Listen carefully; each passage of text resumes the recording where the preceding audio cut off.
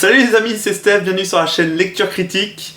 Bon, désolé, j'ai pas vu le mois de janvier passer, donc la vidéo objectif comics BD a mis un peu plus de temps que ce que je pensais arriver, mais vous avez l'habitude avec moi maintenant. Je cherche même plus d'excuses, hein, voilà, c'est juste le mois de janvier est passé trop vite. Bon, on va pas perdre de temps, hein. Pour ceux qui n'ont pas vu la vidéo objectif manga, c'est juste des objectifs qu'on se pose avec Stéphanie, qui est assise sur le canapé à côté, mais qui ne veut toujours pas se montrer à la caméra. Un jour j'y arriverai, peut-être. Non. On a des objectifs avec Stéphanie, on se les donne, etc. On se donne aussi des objectifs, et surtout, donc là, en comics BD, des objectifs achat et lecture. Alors mon tout premier objectif, ça va être de lire, parce que là encore c'est une hérésie, de lire les Tortues Ninja que j'ai là. Ça c'est la série en cours, enfin qui n'est plus en cours, qui est terminée en 12 tomes. Maintenant il y a 12 tomes intégrales qui vont sortir. La série en cours, Tortues Ninja, je vous en ai déjà parlé plusieurs fois sur la chaîne. C'est une hérésie parce que j'ai 5 tomes et je les ai pas lus. Voilà. Donc objectif, commencer cette série déjà, des Tortues Ninja. C'est très joli, c'est très beau. Attention, c'est super cher. Je vais pas reparler de iComics, hein, mais bon voilà, on est à 40 €, c'est cher. Mais on est sur du papier de super qualité, etc. Un des petits défauts là comme ça de cette série, c'est que il y a beaucoup de dessinateurs différents. Il suffit de faire ça pour voir qu'on a des styles très différents de chapitre en chapitre.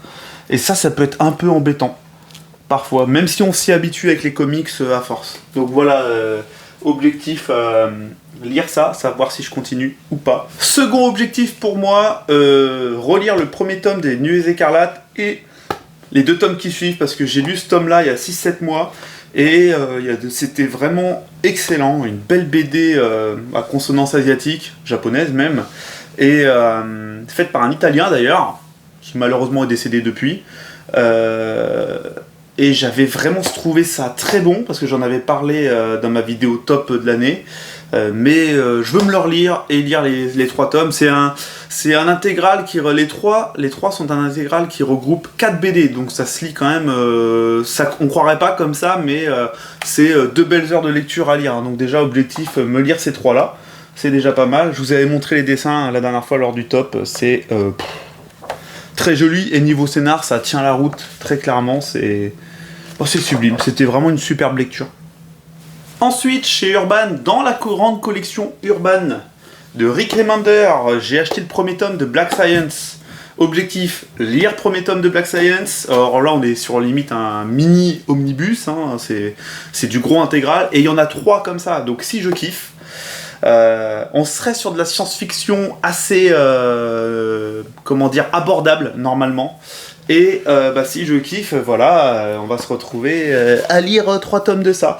Donc c'est un sacré temps de lecture aussi, hein, vous pouvez imaginer. Et là, moi ce qui m'a convaincu, c'est les dessins en librairie. Je vais pas vous mentir, les dessins m'ont vraiment convaincu. J'ai beaucoup aimé les chara design, le style un peu particulier. Et quand j'ai appris que c'était de la science-fiction, on va dire pas trop intellectuel, assez abordable, assez simple, j'étais content. Parce que des fois j'ai un peu de mal avec la science-fiction trop pompeuse, on va dire. Même si je m'y fais de plus en plus. On en reparlera lors du bilan lecture. Bon, vous allez voir que dans les objectifs que je me suis donné, je rattrape des grosses séries, des grands classiques du comics quand même. Je commence avec 7 séries. J'ai acheté les 2 premiers tomes parce qu'il y en avait un acheté, un offert. C'est du petit comics indépendant, c'est Saga de Brian Kevogan en scénario. C'est celui qui a fait aussi les Paper Girls, pour ceux qui connaissent. Et il a fait un autre truc connu, mais ça me vient pas comme ça. Et ça, il y en a déjà 19 tomes en cours. Imaginez, en comics, hein, on est à 18 € le tome. 19 tomes en cours. Voilà, ça se pose là. Et bon, voir pareil, lire ces 2 tomes là, savoir si j'aime ou pas, et objectif, à la fin de l'année, vous faire un bilan de tout ça, hein. Et je me donne pas comme objectif de forcément finir les séries, parce que vous allez voir que je veux me lancer dans des trucs énormes. Donc voilà, ça risque d'être chaud. Bon, je vais pas trop me spoiler, hein, parce que là déjà je viens de voir une paire de jambes avec des visages, ouais, paf, on se retrouve. Pourquoi je fais paf? C'est naze. Donc pareil, encore je continue sur les séries énormissime. Parce que là, on est sur une série indépendante qui date de la fin des années 80, si je dis pas de bêtises, avec Todd McFarlane qui avait quitté Marvel pour se lancer en tant que star de Marvel, pour se lancer dans sa propre série indépendante. Et bon, surtout, il avait même créé sa propre boîte avec un collectif d'auteurs. Spawn. Donc, je vais me lancer dans la série Spawn. J'ai acheté le premier tome il y a peut-être 4 ou 5 jours là. Je vais me le lire. Et bah, pareil, dans la vidéo, est-ce que j'ai continué Spawn ou pas? Alors là, vous voyez, hein, les dessins, c'est un peu plus à l'ancienne quand même, mais moi, ça me dérange absolument pas. Ce Todd McFarlane, il avait quand même une sacrée patte. Hein. Mais voilà, vous saurez dans la vidéo des objectifs de fin d'année si j'ai continué Spawn, j'ai aimé. Et si je continue Spawn et que j'aime, rien que pour la série principale, il y a 22 tomes. 22 tomes, plus ou moins comme ça, quoi. C'est une série de fous furieux. Et après, il y a les Spawn Renaissance, King Spawn, Gunslinger, Scorched, un truc comme ça. Dans l'univers de Spawn, je sais que j'avais déjà acheté et toujours pas lu, parce qu'il est presque plus trouvable. C'est un spin-off Haunt, scénarisé par McFarlane et Kirkman. Enfin voilà... c'est un univers de fou furieux, Spawn. Donc je me lance dans un truc de fou. Et la prochaine série, que j'ai toujours pas acheté, mais que je compte essayer dans l'année 2025, c'est Hellboy. Et là, ceux qui connaissent, ils se disent que ouais, le mec est fou, parce que Spawn et Hellboy dans la même année, si j'aime, je suis dans la merde. Mon portefeuille est dans la merde surtout. Parce que pareil, il y a plus d'une vingtaine de tomes, pour c'est des tomes épais comme ça, mais c'est des tomes à 17 €, des trucs comme ça, donc voilà. Ça peut piquer. Ensuite, en objectif, j'ai découvert une collection il n'y a pas longtemps, il y a une semaine, chez Paquet. Une collection qui s'appelle Cockpit. Alors, je n'aurais jamais cru lire ça de ma vie. Parce que alors, les BD d'avion, c'est bien un truc que je trouvais ringard. On est d'accord, c'est bien ringard, je trouve, tu vois, ça fait le vieux daron qui a au moins 50-60 ans qui lit ça, quoi. Et... Mais c'est vrai, on est d'accord, ok? Bref, je m'imaginais jamais lire de BD sur les avions. Et j'ai vu cette BD, Le pilote à l'Edelweiss. Je ne sais pas pourquoi, elle m'a inspiré quelque chose. Et c'était un bel intégral à 30 balles, mine de rien, voilà, une belle BD. Et en fait, bah, je l'ai lu, j'ai pris juste une claque. Parce que, bah, outre la guerre, outre les avions, les batailles aériennes, les dogfights, comme on dit, il y avait un vrai scénario, une histoire entre deux frangins, de l'histoire d'amour, de la traîtrise, les personnages, la guerre des tranchées, Première Guerre mondiale, etc. Et franchement, des dessins absolument sublimes, de la rivalité, en fait, il y avait tout pour que ce soit vraiment bon. Et bah, les dogfights en plus, sublimes, absolument sublimes. Et alors là, bah, je me suis dit, mais cette collection Cockpit, chez Paquet, regardez là l'effet de l'eau et tout sur les vitres, sublime. Donc là je me suis dit, cette collection Cockpit, il faut que bah, je m'en prenne quelques-uns. Et le même auteur, le même scénariste en a fait pas mal. Donc objectif, aller un peu plus loin dans cette collection Cockpit de chez Paquet. Et ensuite, mon dernier objectif, collection signée chez le Lombard. En fait, le Lombard a fait une collection qui s'appelle Signée. Je vais vous les montrer, pour ceux qui connaissent pas. C'est moche.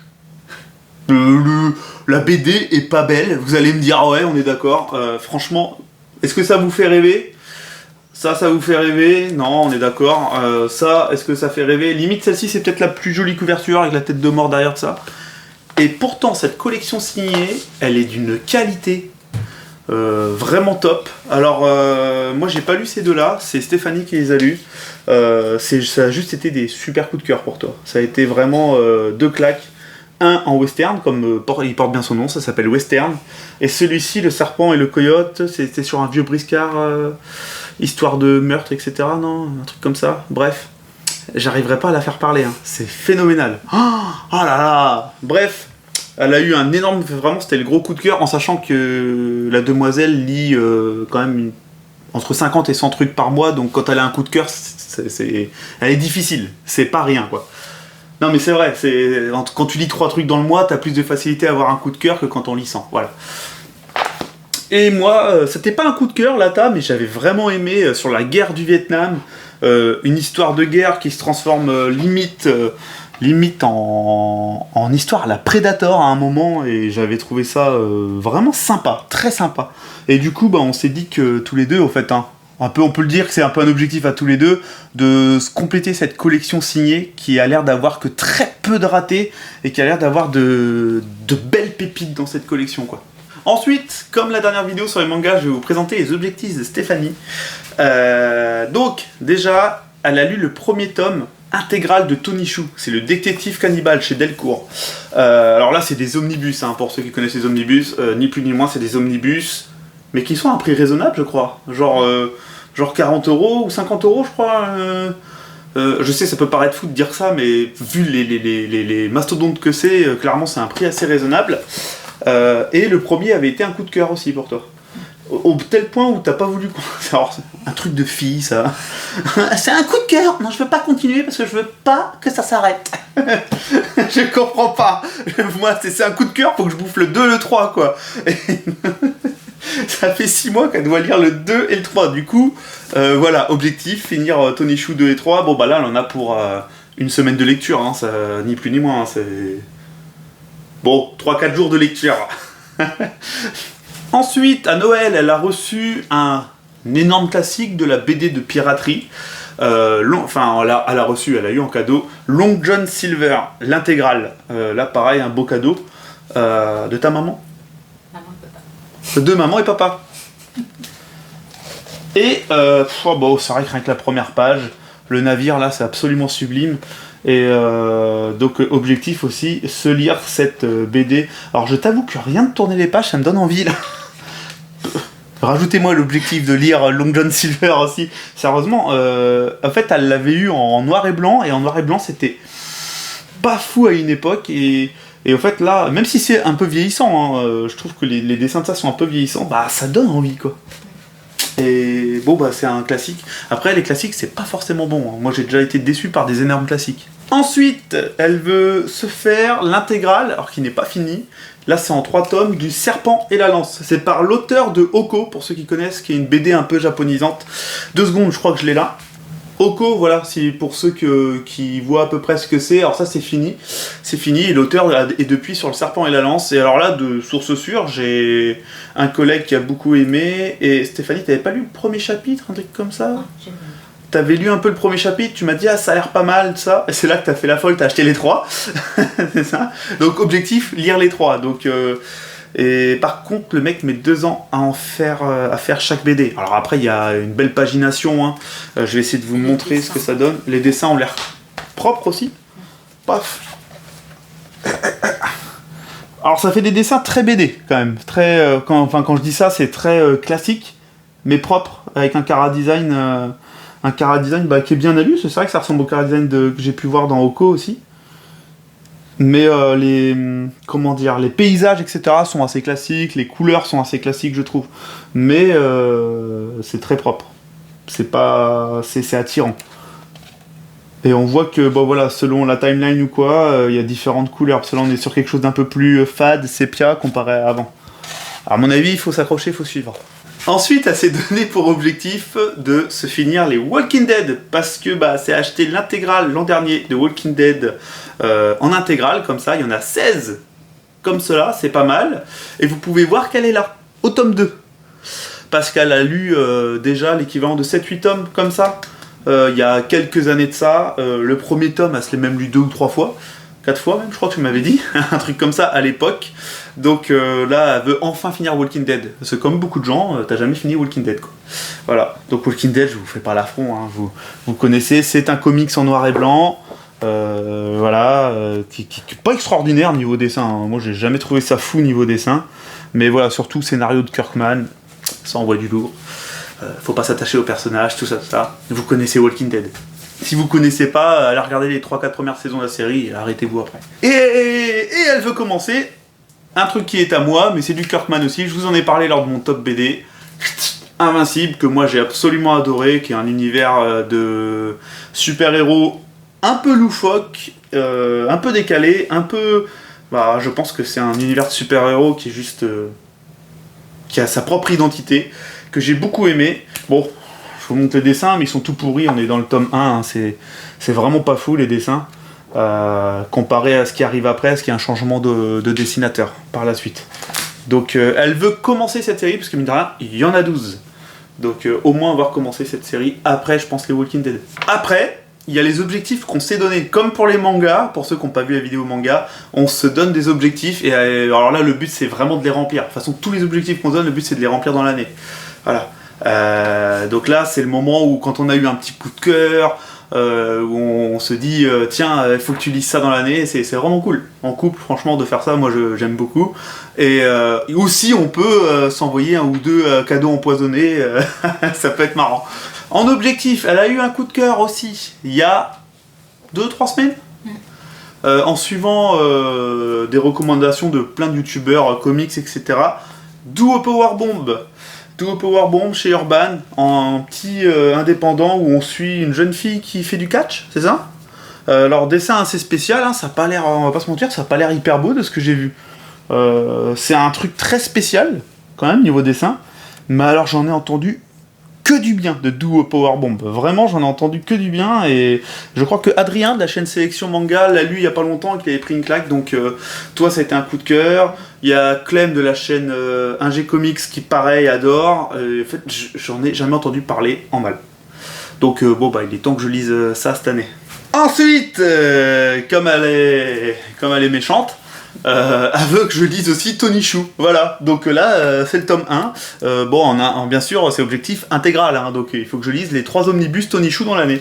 Ça va être génial. Et en même temps, il faut qu'on descende notre pile à lire aussi. Pile à lire qu'on avait pour objectif de descendre et qui n'a pas descendu en janvier déjà. J'ai lu 60 trucs, elle n'a pas descendu, j'ai trop acheté. Ensuite, elle m'a donné pour objectif de lire Chroma de chez Delcourt. Alors là, on est pareil, j'en ai pas entendu parler en mal aussi. Et le pitch de base a l'air vraiment cool, puisqu'on va suivre des gens qui, au fait, vivent dans un endroit où il n'y a pas de couleur, si je dis pas de bêtises, et on leur dit que la couleur est fatale pour eux. Donc là vous pouvez le voir, hein, très fade, noir et blanc et tout. Et un jour, il y a une petite fille qui va sortir de ce village et je pense qu'il y a plein de secrets, plein de choses à découvrir. Et bon pareil, coup de cœur que tu as eu l'an dernier. Coup de cœur de l'an dernier, et puis vous pouvez voir les dessins, c'est sublime. Hein, C'est un auteur qui a fait ça tout seul. Alors clairement c'est le dessinateur de Void Rivals de chez Kirkman. Il fait pas ces dessins là dans Void Rivals. Hein. Tu sens que le gars là, ça c'était son bébé qui s'est appliqué. C'est très très joli, j'aime beaucoup. Donc je pense que je vais me faire plaisir en lisant ça. Et ça va, c'est des petits objectifs, franchement. Tu te poses bien 2 heures de lecture un soir et voilà, tu te lis ça. Ensuite, un objectif Batman, parce que c'est vrai qu'on n'a pas d'objectif Batman cette année. Et Batman et Catwoman, parce que comme c'est une fille, et fallait bien qu'elle me donne un... Voilà, au lieu de lire je vais lire une histoire d'amour dans Batman, quoi. Ça va parler de l'histoire d'amour de Batman et Catwoman sur toute leur vie, c'est ça, en gros, voilà. Gros coup de cœur. Là, c'était genre le coup de cœur ultime de l'année, limite. C'était la claque. T'aurais jamais cru que tu pouvais kiffer un récit de super-héros comme ça. Comme Arline et Terre 1, voilà. Je lui ai fait découvrir les comics de super-héros. Le mec est trop fier.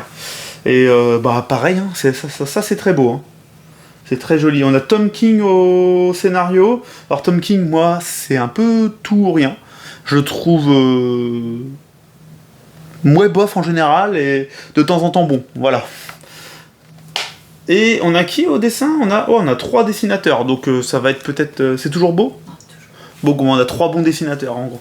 Ensuite, chez Grand Angle, un de nos éditeurs BD favoris, elle m'a demandé de lire, alors ça c'est un truc qu'elle lit depuis longtemps, ça fait 10 ans en gros, même plus que ça que tu as lu ça, c'est Le Train des Orphelins, c'est en 8 tomes, donc voilà, j'ai 8 tomes à me taper cette année, du Train des Orphelins. C'est quoi, c'est pendant la Seconde Guerre mondiale, ça parle de déportation ou quoi, non? Je ne sais pas de quoi ça parle en fait, donc ça parle de quoi? Allez, dis-moi. Ça parle de quoi? On t'a déjà entendu sur les vidéos, hein, des fois parler. Ah, je suis obligé de lire. Non, mais 1990, dans ça. Oh, j'ai pas envie de lire. Donc, ça parle des enfants des rues à New York, qui étaient en gros des petits SDF, c'est ça? qu'on a envoyé en train, donc le train des orphelins, qu'on a envoyé en train dans le Grand Ouest, dans des familles adoptives, etc. Et il y a toute une histoire autour de ça, une histoire d'amitié. Parce que je vois qu'on va suivre deux petits vieux de 70 ans qui se rencontrent, qui se revoient et qui se connaissent grâce à ça. Donc, et c'est de l'histoire vraie. C'est de l'histoire vraie en plus. Ça rend le truc un peu plus pas mal. Et ensuite, son coup de cœur du début d'année. On est encore chez Urban, dans le grand format de chez Urban, de Scotty Young, qui est un de ses auteurs favoris. Donc elle n'est pas très objective. Aucune tombe assez profonde. Il vient de sortir, on l'a eu au festival d'Angoulême. En fait, j'ai eu Genève dans la tête. Bref, au festival d'Angoulême, et c'est un western fait par Scotty Young au scénario et au dessin, parce que le dessin, il faut le citer, parce qu'il est Jorge Corona, parce qu'il est juste sublime. Et ce qui paraît, faut s'accrocher jusqu'à la fin. C'est ça en gros, faut s'accrocher jusqu'à la fin. Ok, donc je suis au courant. Donc voilà, il va falloir que je me lise ça. Et c'est un vrai plaisir les dessins, je trouve, avec un style assez particulier, mais... Puis la coloration, c'est toujours... Scotty Young a toujours le même coloriste. Et bah du coup tu retrouves ça un peu dans sa patte. À savoir que Scotty Young fait beaucoup de choses pour enfants, et beaucoup de choses un peu folles comme I Hate Fairyland, etc. Ensuite, les objectifs que moi je lui ai donnés.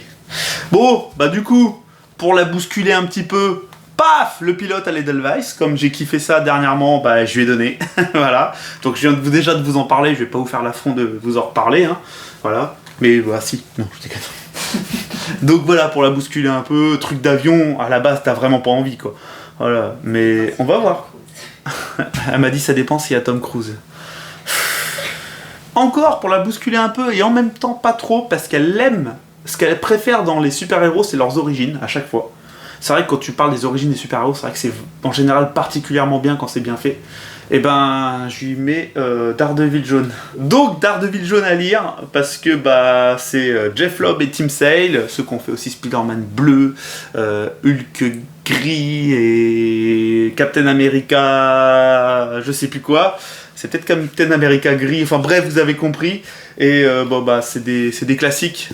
Et en fait, moi je me suis lu Daredevil jaune l'an dernier, j'en avais parlé dans les tops. J'avais adoré. Alors là, niveau dessin, c'est peut-être pas exceptionnel. Mais la narration, je l'ai trouvée absolument folle. Et c'est les origines de Daredevil. Donc si vous voulez commencer Daredevil en BD, Daredevil jaune, c'est juste parfait, quoi. Ça vous donne vraiment le point de départ de Daredevil. Et niveau scénario, narration, j'ai trouvé ça dingue. Et les dessins sont pas fous, sincèrement, moi je trouve, voilà, c'est un avis. Les dessins sont pas fous, mais servent bien le récit. Ensuite, encore pour la bousculer, Gideon Falls de Jeff Lemire. Alors là, on est sur typique le genre de récit qu'elle aime pas trop. Et c'est le genre de récit que j'aime pas trop non plus à la base, un peu perché. Ce Jeff Lemire, il est souvent un petit peu perché. Mais ce récit qui mène enquête, surnaturelle, etc. Et des dessins absolument psychédéliques de Sorrentino. Je vous en avais parlé lors du top. Vous voyez, hein, c'est des dessins et puis une construction de dessins très très très particulière. Moi j'ai trouvé ça génial à lire et sublime en le lisant, alors que quand je regardais les dessins comme ça, je trouvais ça moche. C'est très bizarre. Et j'ai envie de la bousculer, c'est en 2 tomes. Le deuxième tome est légèrement plus petit. Là c'est une belle lecture. Après, bien sûr, si elle l'aime pas, elle se force pas à continuer. Ensuite, je vous en avais parlé lors de top aussi. Alors là, elle avait prévu de le lire, donc c'était un objectif très sympa de ma part. New Burn, les petits indépendants chez Urban, c'est en 2 tomes. Je vous en avais parlé, c'est un avocat, le mec est avocat indépendant et il marche pour la mafia. Donc toutes les familles de mafia qui se font la guerre, tout ça, peuvent faire appel à lui. Non, pas avocat, détective privé. Ah putain, j'ai un doute. Attends, détective privé, désolé, je bug totalement. Je l'ai lu il y a 6 mois en même temps. Donc détective privé, et au fait, le mec, il est super fort, hein, super fort, super puissant. Il peut faire des choses exceptionnelles. Il est intouchable, vraiment, toutes les familles peuvent faire appel à lui pour enquêter. En général, ils enquêtent sur une autre famille, etc. Vous imaginez un peu le bordel, sauf qu'un jour, il y a un poil qui va se mettre dans les rouages et tout va se casser la gueule pour lui. Et j'ai trouvé ça génial. C'est Chip Zdarsky au scénario. Il est très bon, Chip Zdarsky. Je trouve vraiment... tout ce que j'ai lu, j'ai trouvé ça vraiment bon. Et ensuite, pour finir, c'est tout, c'est le dernier objectif. On a fini la vidéo après. Ouais. Putain, j'étais hyper bon. T'en as oublié. Hein. Ah non, mais j'ai oublié 2 objectifs pour toi que je te donne. Ben, je me disais, j'en avais pas beaucoup. Non, moi, Ils un sont que là. je te donne. Non, un qu'elle me donne et un que je lui donne. Ouais. Bon, bah, on clôturera la vidéo avec ça. J'ai failli les oublier parce que je les ai mis là. Et mais putain. Ah. Bref, je lui donne en objectif Wild West. Tu m'as donné à mort plein d'objectifs comparé à moi ce que je t'ai donné. Mais tu m'as donné une tonne d'objectifs. Eh ben, redonne-en. Et ben, improvise, je vais lui redonner un objectif. Non mais oh. Alors j'ai 4 tomes de Wild West qui est franchement un bon western qui parle de Calamity Jane et de Wild Bill Hickok. Je crois que je vous en avais parlé dans les Honorables, un truc comme ça, à la fin de l'année. C'est un western que là, pareil, j'étais très gentil avec elle parce qu'elle est fan de western et de piraterie. C'est pour ça qu'elle aime les BD. Donc, elle est fan de western et de piraterie. Donc, du coup, c'est pas une dinguerie, mais c'est bien. Et du coup, bah voilà, je lui fais plaisir en lui donnant ça. Mais là, je vais chercher un autre objectif parce que elle m'a tué en fait. Donc je lui donne Veille déjà. Ça c'était prévu. Je réfléchis encore à ce que je vais lui donner. Je lui donne Veille. Alors ça, pour la petite histoire, c'était pareil. C'était une BD que je cherchais dans ce format parce que Ankama vient de la ressortir en plus petit format qu'à peu près de cette taille-là. À 12 €. Franchement, les amis, ce format à 12 €. Moi je préfère avoir ce genre de truc avec d'Otis et tout ça, mais le format à 12 € est en qualité-prix exceptionnelle, vraiment avec un très beau papier, belle couleur de ça, et on a une BD qui est juste excellente, qui reprend les mythes de Vikings. On a un personnage féminin vraiment très sympa, je l'ai lu du coup à la sortie du festival d'Angoulême, sublime, et c'est vraiment une superbe lecture, c'est un coup de cœur. Du coup, c'est spoiler, il sera certainement dans le top de fin d'année des lectures. Et en plus, truc de fou, donc j'étais en train de le chercher, et Stéphanie me fait « Ah, il est là, tout en bas !» Et je fais « Ah !» Je me jette dessus, le festival venait d'ouvrir. Et là, il y a un mec en anglais qui me fait « Hey, non, je comprends rien, moi je suis nul en anglais. » Je fais « Hein ?» J'ai dû faire un, certainement. Et il me fait « Ah, genre, j'ai compris qu'il me disait « Tu veux que je te le signe ?» Et là, je fais « Ah, c'est vous ?» Et au fait, il y avait le dessinateur qui était là en train de regarder sa BD dans le rayon, qui était certainement fier de voir sa BD française dans le rayon. Il était invité et il me regarde, il fait « Tu veux que je te le signe ?» Et au fait, bah, truc de fou, je dis oui. Il va demander aux gens de Ankama s'il peut signer la BD. Bah, les gens d'Ankama, ils disent bah, carrément oui, si tu veux.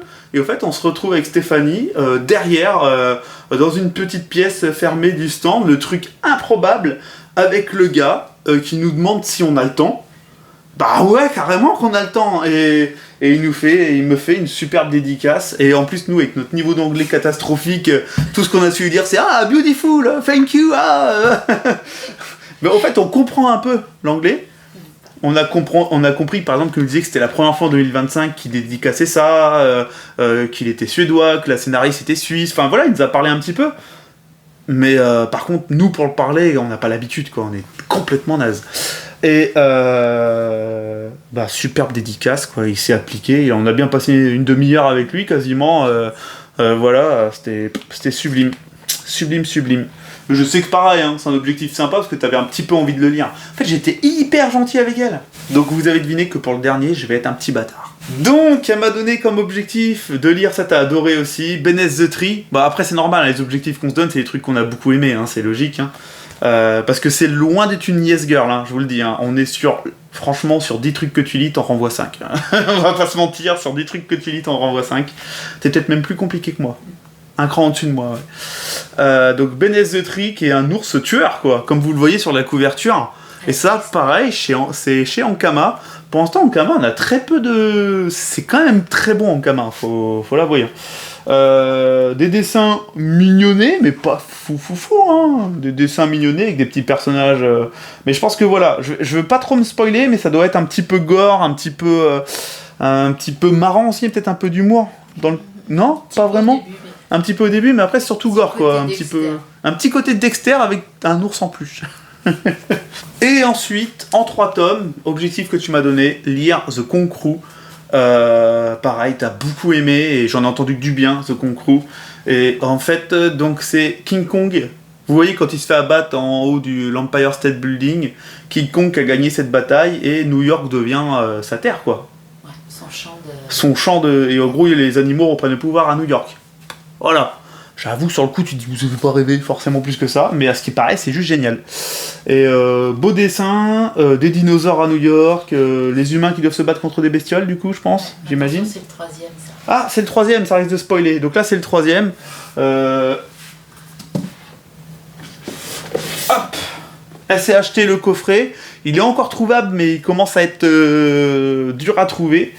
Voilà, elle s'est acheté le coffret. Alors là, les amis, Ankama, il y a un truc qu'on n'a pas parlé. Hein.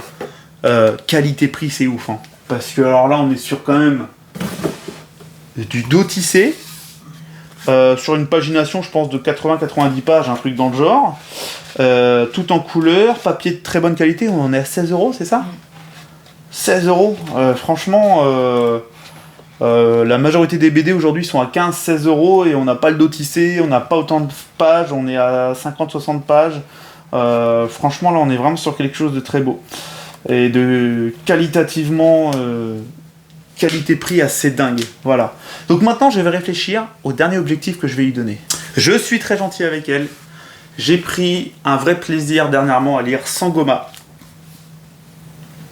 Les deux auteurs ont sorti Islander dernièrement, vous l'avez peut-être vu. Paf, Islander qui a l'air d'être un gros succès commercial. En même temps, Glénat a aussi mis les petits plats dans les grands. Hein. Mais ils avaient sorti avant Sangoma, qui se passe en Afrique du Sud, qui est un récit très très dur, avec une enquête, etc. Bon, du coup, j'en parle pas trop, c'est costaud. J'ai pris beaucoup de plaisir à le lire, j'ai beaucoup aimé. Et bah ça, je pense qu'elle aimera aussi. Voilà. Et du coup, peut-être que ça te donnera... Eh, c'est phénoménal, il n'y a presque pas une vidéo sans ces putains de croquettes qui tombent. C'est un truc de fou furieux. Pourtant, ça tombe tous les 4 ou 5 heures. Hein. C'est... On est... Puis alors là, il y a les chats qui mangent. Eux, ils s'en foutent que je tourne la vidéo. Donc voilà. Sangoma, si comme ça, tu as Sangoma à lire, ce sera aussi dans le top de fin d'année, c'est sûr et certain. Et bah ça, spoiler sur le bilan lecture qui arrivera, coup de cœur. Donc voilà les amis pour les objectifs, on s'est donné des objectifs de fou furieux, hein. Je pense que le commun des mortels en lecture tout ça, il suffit qu'il y ait des gens qui aient des enfants, je pense qu'ils pourraient pas faire autant d'objectifs, parce qu'à côté de ça on lit aussi nos propres trucs, nos trucs en cours et tout, hein. Donc il y a les mangas aussi en plus, enfin c'est un... Voilà, c'est parce qu'on n'a pas d'enfants, on peut se permettre. Je pense sincèrement, on a 2 chats quoi. Sinon c'est pas la peine d'imaginer ça je pense. Mais donc voilà, on s'est fait les objectifs. Le but c'est de réussir à les avoir remplis à la fin de l'année et de vous faire une vidéo bilan à la fin de l'année. Donc voilà, bisous les amis, à plus. Je sais pas lire, je fais semblant, j'ai une chaîne de... Je les arnaque depuis 3 ans, ils s'en sont pas rendus compte. Tu veux couler ma chaîne? Allez, dis-moi, ça parle de quoi?